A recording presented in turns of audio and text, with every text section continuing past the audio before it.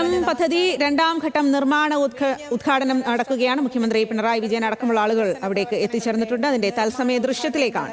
ഈ സുദിനത്തിലേക്ക് എല്ലാ വിശിഷ്ടാതിഥികൾക്കും സ്നേഹം നിറഞ്ഞ നാട്ടുകാർക്കും ഹൃദയംഗമായ സ്വാഗതം ആശംസിക്കുകയാണ്. നമുക്ക് ദൃശ്യങ്ങളിൽ കാണാം ബഹുമാനപ്പെട്ട കേരള മുഖ്യമന്ത്രി ശ്രീ പിണറായി വിജയൻ വിഴിഞ്ഞം അന്താരാഷ്ട്ര തുറമുഖത്ത് എത്തിച്ചേർന്നു കഴിഞ്ഞു. He is currently at the container berth second phase expansion area, ready for the switching on ceremony for piling works of capacity augmentation. 10,000 കോടിയിലേറെ രൂപയുടെ നിക്ഷേപവുമായി വിഴിഞ്ഞം അന്താരാഷ്ട്ര തുറമുഖത്തിൻ്റെ ഒന്നാം ഘട്ട വാർഷിക സ്ഥാപിത ശേഷിയായ 1 മില്യൺ TEU-ൽ നിന്നും 5.7 മില്യൺ TEU-യിലേക്കുള്ള 5 മടങ്ങായുള്ള ആ ഒരു വളർച്ച, അതിനാണ് നമ്മൾ സാക്ഷ്യം വഹിക്കാൻ പോകുന്നത്. അതിൻ്റെ തുടക്കത്തിനാണ് നമ്മൾ സാക്ഷ്യം വഹിക്കാൻ പോകുന്നത്. അതിൻ്റെ എല്ലാം തുടക്കം പൈലിംഗ് വർക്കുകളുടെ നിർമ്മാണ ഉദ്ഘാടനത്തോടു കൂടിയാണ്. ആ ചടങ്ങിനാണ് നമ്മളിപ്പോൾ സാക്ഷ്യം വഹിക്കുന്നത്.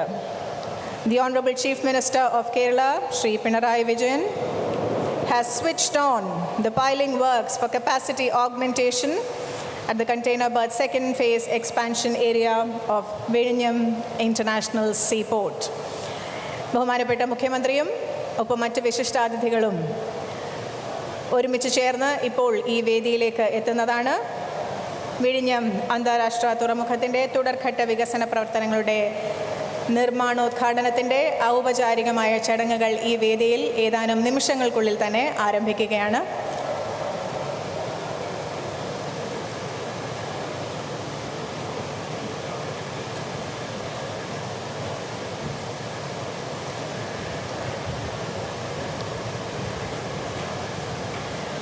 വികസന വിസ്മയമായ വിഴിഞ്ഞത്തിന് അതിൻ്റെ ജൈത്രയാത്രയിൽ ഒരു പുതിയ നാഴികക്കല്ലാണ് ഇന്നത്തെ ഈ ഒരു ദിവസം.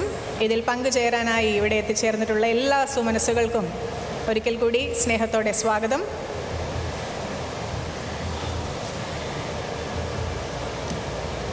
വിഴിഞ്ഞം 2.0 is truly loading. അതിൻ്റെ നിർമ്മാണ ഉദ്ഘാടന ചടങ്ങിനാണ് നമ്മൾ ഇന്ന് സാക്ഷ്യം വഹിക്കുന്നത്. അത് കേരളത്തിൻ്റെ ബഹുമാനപ്പെട്ട മുഖ്യമന്ത്രിയായ ശ്രീ പിണറായി വിജയനാണ് നിർവഹിക്കുന്നത്. ഒപ്പം ഈ ചടങ്ങിൽ മുഖ്യാതിഥിയായി ശ്രീ സർബാനന്ദ സോനോവാൾജിയും എത്തിച്ചേരുന്നുണ്ട്. ബഹുമാനപ്പെട്ട കേന്ദ്ര തുറമുഖ ഷിപ്പിംഗ് വാട്ടർവേസ് മന്ത്രിയാണ് അദ്ദേഹം.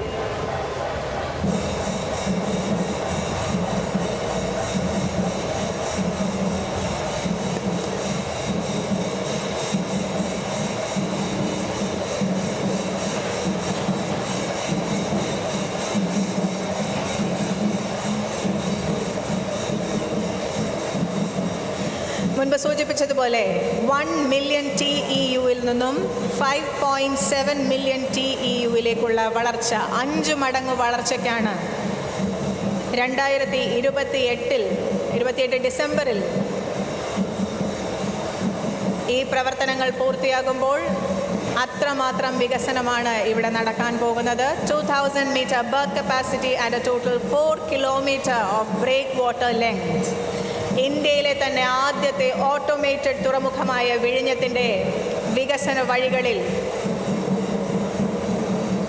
നമ്മൾ ആരും മുൻകൂട്ടി കാണാത്തത്ര വികസന പ്രവർത്തനങ്ങളാണ് നടക്കുന്നത്.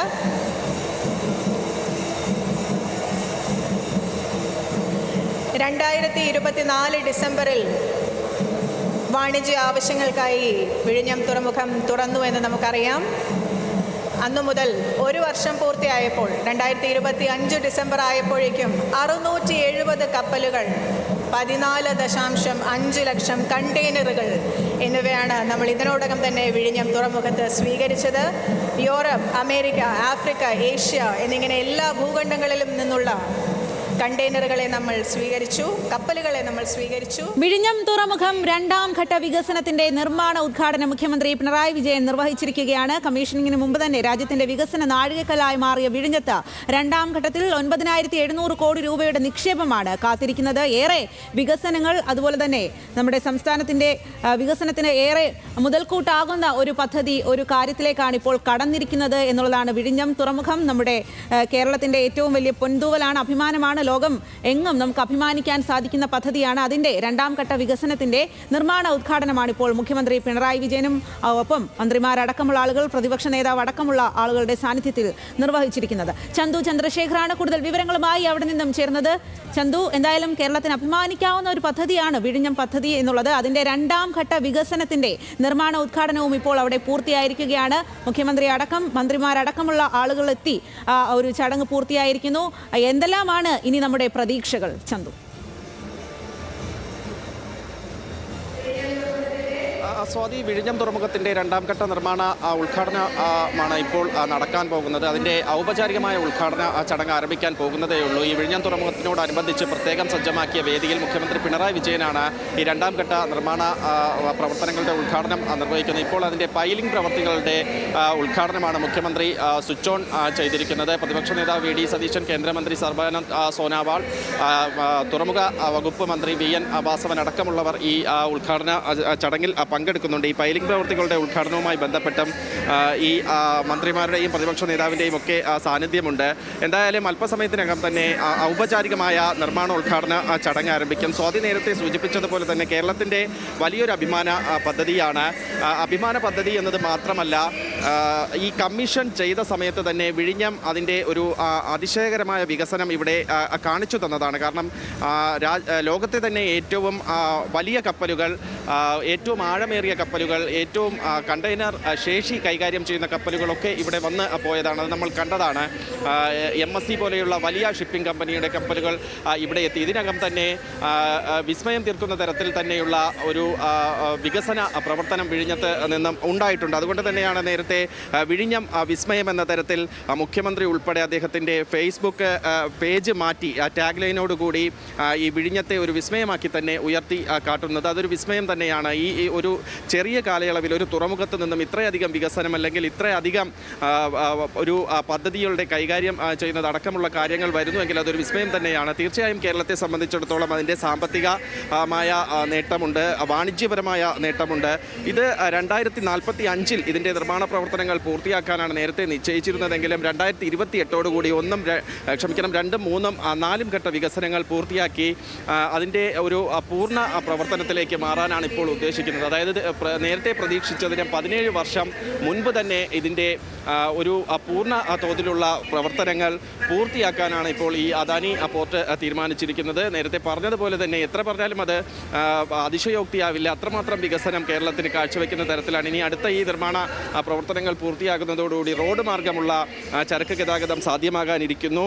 അതിനു വേണ്ടിയിട്ടുള്ള പ്രവർത്തനങ്ങളും ഉടൻ ആരംഭിക്കുമെന്നാണ് പോർട്ട് അധികൃതർ വ്യക്തമാക്കുന്നത്. മാത്രമല്ല ഈ കപ്പലുകൾക്ക് എത്തി ഇവിടെ ഇന്ധനം നിറയ്ക്കുന്നതിനുള്ള സൗകര്യം, ക്രൂസ് കപ്പലുകൾ എത്തുന്നു. ക്രൂസ് കപ്പലുകൾ എത്തുമ്പോൾ സ്വാഭാവികമായി ടൂറിസം മേഖലയിൽ ഉണ്ടാകുന്ന വികസനം, അങ്ങനെ പല മേഖലകളിൽ പലതരത്തിലുള്ള വികസന സാധ്യതകളുടെ വാതിലാണ് വിഴിഞ്ഞം തുറമുഖം തുറന്നിടുന്നത് എന്നത് ഒട്ടും അതിശയോക്തിയല്ല.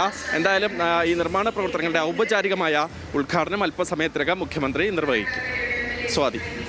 ശരി ചന്തു, എന്തായാലും വിഴിഞ്ഞം തുറമുഖം രണ്ടാം ഘട്ട വികസനം, നിർമ്മാണോദ്ഘാടനം, പൈലിംഗ് വർക്കുകളുടെയൊക്കെ ഉദ്ഘാടനമാണ് ഇപ്പോൾ. സ്വിച്ച് ഓൺ കർമ്മം ആണ് അതിൻ്റേത് പൂർത്തീകരിച്ചിരിക്കുന്നത്. മുഖ്യമന്ത്രി അല്പസമയത്തിനകം തന്നെ ഔപചാരികമായിട്ടുള്ള ഉദ്ഘാടന ചടങ്ങുകളിലേക്ക് കടക്കും. കേരളത്തിലെ വിനോദസഞ്ചാര രംഗത്ത് വലിയ കുതിപ്പേകുന്നതിനൊപ്പം സാമ്പത്തിക വളർച്ചയ്ക്കും വഴി ഒരുങ്ങുന്ന നിർണായകമായിട്ടുള്ള മറ്റൊരു ഘട്ടത്തിലേക്കാണ് വിഴിഞ്ഞം പദ്ധതി കടക്കുന്നത് എന്നുള്ളതാണ്.